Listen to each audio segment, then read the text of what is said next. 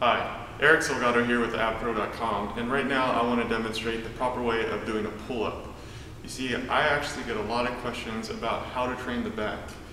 Genetically, I've always had a pretty decent sized back, but I've also loved, so right now what I want to do, as I mentioned, is demonstrate one of my favorite exercises, which is the pull-up. I've seen plenty of people doing the pull-ups completely wrong. And the thing is that sometimes people let their ego get in the way of, I guess, the logical way of training. They start focusing on the number of reps they could do, and they'll start using momentum in order to do a certain amount of pull-ups. In reality, you don't want to focus on a number, you want to focus on the result, which is stimulating the muscle. Now there's various ways that you could do a pull-up. You may see some people doing a pull-up with a close grip with their palms faced in. The difference between this exercise, or pull-up variation, and other pull-ups is that it's going to put the most stress on your bicep. So when you're pulling up like this, you get a chance to really use your biceps as well as your back and shoulders. So it's probably one of the most easy pull-up variations to do, but again, it actually targets the back the least. Now, the other variation you could do is if you have your arms out wide. Your palms facing out. Now this, even if your palms are facing out, you're still going to be using the bicep a little because your hands are going to be closer together. However, if you really want to isolate the back and get those lats as much as possible to give you that wide V taper, what you want to do is you want to get a wide pull-up. Now I'm going to go ahead and demonstrate that one because I feel like that gives people the results that they're looking for, which is that nice wide back. So what you're going to do is you're going to get a wide grip,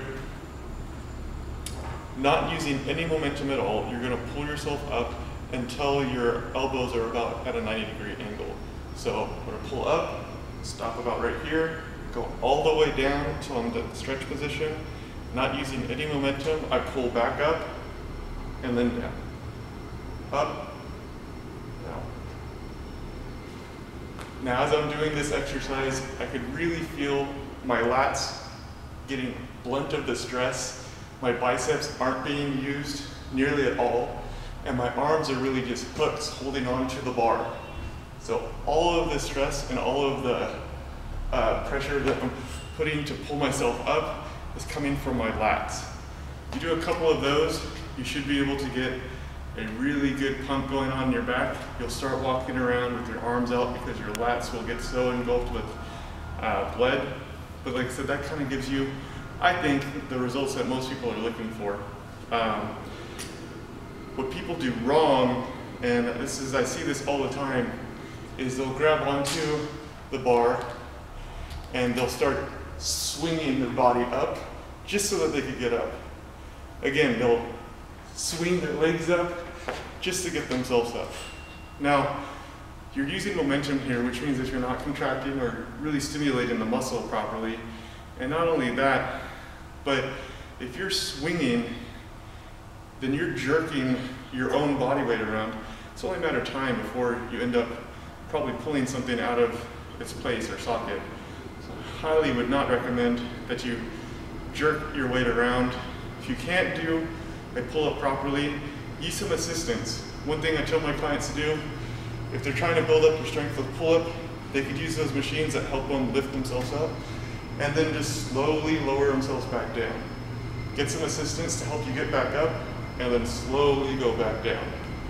The reason being is because this is still going to stretch out that muscle and really stimulate it to grow, but it's not going to put a bunch of stress on your joints, which might cause injury. Hope you found this information useful. Please feel free to check back with appro.com. Thanks a lot.